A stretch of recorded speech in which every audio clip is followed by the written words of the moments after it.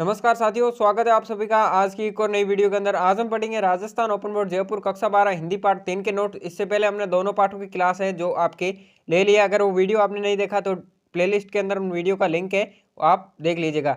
आपके परीक्षा के अंदर बहुत ही कम टाइम बचा है, उससे परीक्षा में आप अच्छे अंकों से कैसे पास हो सकते हो। अगर आपको बोर्ड एग्जाम में अच्छे अंक लाने हैं तो इन नोट्स को जरूर याद कर दीजिएगा, क्योंकि इन नोट्स में पिछली साल भी कई सारे प्रश्न आए थे और इस बार भी आने की बहुत ज़्यादा संभावना है। तो आज की क्लास को बिना किसी देरी के स्टार्ट करते हैं। तो पहले क्वेश्चन में आपको पूछा जा रहा है, तुलसीदास जी ने रामचरितमानस की रचना किस भाषा में की थी। तो इसका उत्तर है, तुलसीदास जी ने रामचरितमानस की रचना अवधी भाषा में की थी। किस भाषा में की थी? जो आपके अवधी भाषा। तो बढ़ते हैं अगले प्रश्न की ओर। अगले प्रश्न में आपको पूछा गया है, तुलसीदास जी के गुरु का नाम लिखिए। तो इसका उत्तर है, तुलसीदास जी के गुरु का नाम था नरहरिदास था। क्या था नाम? नरहरिदास। बढ़ते हैं अगले प्रश्न की ओर। अगले प्रश्न में आपको पूछा गया है, तुलसीदास जी के किन्हीं दो ग्रंथों के नाम बताइए। तो इसका उत्तर है, तुलसीदास जी के किन्हीं दो ग्रंथ है जो आपके निम्नलिखित है। पहला है जो आपके कवितावली और दूसरा है जो आपके गीतावली। बढ़ते हैं प्रश्न संख्या 4 की ओर। तो आपके प्रश्न संख्या 4 में कहा जा रहा है, वो आपके बसंत में वृक्षों में क्या क्या परिवर्तन दिखाई देता है।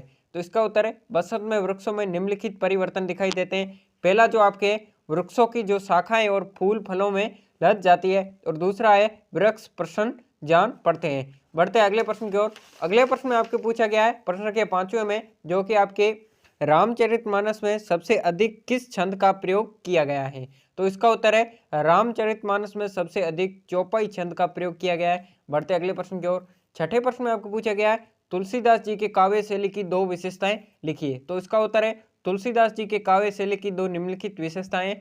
पहली है जो आपके अलंकारों युक्त भाषा का प्रयोग किया गया, अलंकारों में जो आपकी युक्त भाषा का प्रयोग किया है। दूसरा है मनोभाव को चित्रण में प्रस्तुत किया गया है। क्या किया गया है? मनोभाव को जो आपके चित्रण में प्रस्तुत किया गया है। बढ़ते हैं अगले प्रश्न की ओर। ये प्रश्न बड़ा इंपॉर्टेंट है, क्योंकि पिछली साल बोर्ड एग्जाम में भी आया था और इस बार भी बहुत ज्यादा आने की संभावना है। तो इस प्रश्न में पूछा गया है, भारत के अनुसार भगवान श्री राम के स्वभाव की कौन सी विशेषता है। तो इसका उत्तर है, भारत के अनुसार भगवान श्री राम के स्वभाव की विशेषता यह है कि वे अपराधी पर क्रोध नहीं करते हैं। जो कि आपके अपराधी होता है ना, यानी कि किसी ने कोई दोष ही नहीं किया, उसके ऊपर श्री राम जो आपके क्रोध नहीं करते हैं। बढ़ते हैं 8वें प्रश्न की ओर। 8वें प्रश्न में आपके पूछा गया है,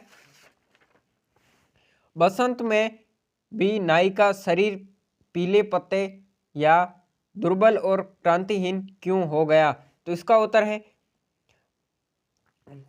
पति से वियोग के कारण बसंत में भी नायिका का शरीर पीले पत्ते सा दुर्बल और कांतिहीन हो गया था। आई बात आपको समझ में? आज की वीडियो में इतना ही, मिलते हैं अगले पार्ट चौथे में। तब तक के लिए जय हिंद जय भारत।